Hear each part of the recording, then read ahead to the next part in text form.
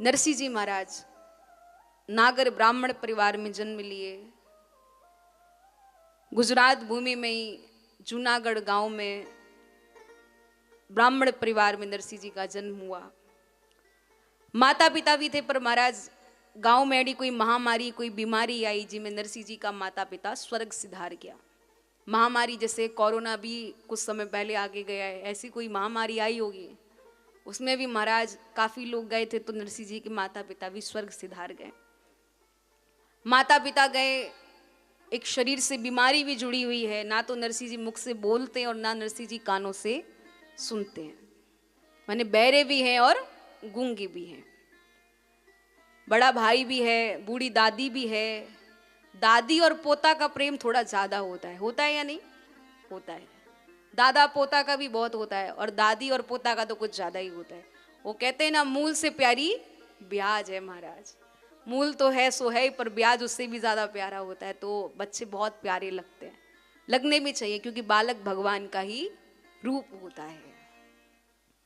दादी नरसिंह जी को हर समय हर जगह लेके जाती थी। कहीं सत्संग है तो लेकर के गई, मंदिर जा रही है तो लेकर के जा रही है, हर जगह लेकर के जाए। सबसे बस एक ही बात कहे, महाराज यो मारो पोतो है, ये बस इन्हें हावड़ कर दो। हावड़ माने ठीक कर दो। सब आशीर्वाद भी देते थे, खूब शुभकामनाएं मिलती थी, भाई ठीक हो जाए, अच्छे से स्वस्थ हो जाए। पर जा पर कृपा राम की हुई, ता पर कृपा करे सब कोई। जब तक ठाकुर जी की कृपा नहीं है, कुछ होने वाला संभव नहीं, और जब हो गई तो फिर कितने भी कोई रोकने वाले हों, कुछ कर नहीं सकते। धीरे धीरे धीरे धीरे नरसिंह जी और बड़े हुए हैं। नरसिंह जी का भाई भी है, भाई की लुगाई, लुगाई माने समझो ना, नरसिंह जी की भौजाई। भौजाई रो स्वभाव तो महाराज मैं थाने कहीं बताऊं, रीस ने तो एड़ी खारी जने कोई काछड़ो केड़ो वे। इतनी गुस्सा, गुस्सा को तो नाक की डंडी पर बिठा के रखती थी। जब कोई अटपटी बात हुई, वो गुस्सा यहां से फिसल के जीभ पर आती थी, और जो मन में आए हर समय बस गूंगा कहां से आ गया, बहरा कहां से आ गया, गूंगा कहां से आ गया, बहरा कहां से आ गया, बस यही सब बातें। एक दिन शिवरात्रि का दिन दादी के मन में आई, मैं जाऊं महादेव जी को जल चढ़ा के आऊं। अगर बाद में भीड़ बहुत हो गई तो जल चढ़ाना असंभव हो जाएगा। होता ही है अक्सर करके, शिवरात्रि हो या सावन के सोमवार हो, अगर महादेव जी को जल चढ़ाने जा रहे हैं ना, तो सुबह सुबह ही जाओ तो ठीक है, वरना अगर भीड़ में गए तो ओम नमः शिवाय तो सब बोलते हैं, पर जल महादेव जी के ऊपर कम चढ़ता है, लोगों के ऊपर ज्यादा चढ़ता है, क्योंकि भीड़ में ऐसा असुविधा वाला खेल हो जाता है। तो दादी गई है, महादेव जी को जल चढ़ाई है।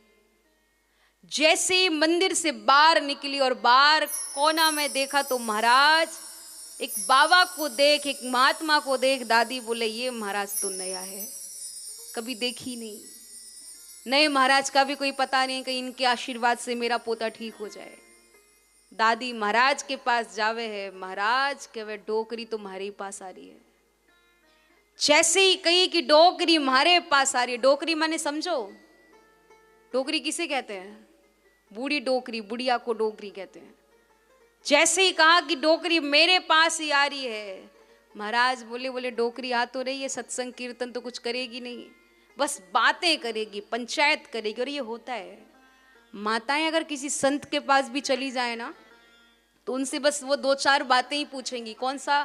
बोले मेरा बेटा मेरी बहू मेरी सुनते नहीं है, मेरा व्यापार थोड़ा अच्छा चलता नहीं है, अच्छा ये बताओ वो सब ठीक है, ये बता दो बस मेरे बेटे का विवाह हो जाएगा ना, मेरे बेटे की नौकरी लग जाएगी ना, मेरे पति का बिजनेस अच्छे से चलेगा ना, अच्छा वो सब बताओ। अब इतना सा कह दो, महाराज आप आए कहाँ से हो, जाओगे कहाँ, आगे आपका क्या प्रोग्राम है, क्या करना है क्या नहीं करना है, बस माताओं के ऊपर यही सब बातें ज्यादा से ज्यादा रहती हैं। तो महाराज भी बोल रहे हैं डोकरी आएगी, सत्संग कीर्तन कुछ करेगी नहीं, पंचायत सबसे ज्यादा करेगी। समय बर्बाद हो उससे बढ़िया है मैं भगवान नाम स्मरण करूं, भगवत जप करूं। महाराज आंख बंद करके बैठ गए। टोकरी बोली वाह, इतनी देर तो ये महाराज आंखों को फाड़ के कभी इधर कभी उधर देख रहे थे, और मैं जैसे ही आई तुरंत आंखें बंद कर ली। टोकरी कवे मैं भी जाके देखूं। टोकरी गई, महाराज ओ महाराज ओ महाराज, ओ बाप जी, महाराज, ओ महाराज, महाराज, ओ महाराज, महाराज, ओ महाराज, अरे महाराज जय श्री कृष्ण। महाराज नहीं बोले। डोकरी कवे आज शिवरात्रि को दिन है तो महाराज हरिओम जय महादेवरी। महाराज फिर भी नहीं बोले। बोलने वाला अगर हो तो एक ही बार में बोल जाए, पर जब बोलना ही नहीं है तो फिर कैसे बोले। डोकरी बोले ऐसे नहीं, फिर से कहूं महाराज हरिओम। महाराज तो फिर भी नहीं बोले। डोकरी बोली अगर महाराज पक्के हैं तो फिर मैं भी पक्की हूं। डोकरी बोले महाराज, ओ महाराज, महाराज, ओ महाराज, महाराज, ओ महाराज, महाराज, ओ महाराज, महाराज, ओ महाराज, महाराज, ओ महाराज, महाराज कयो रे। अगर मैं आंखें नहीं खोलूं ना तो डोकरी मेरी खोपड़ी को ही खोल देगी।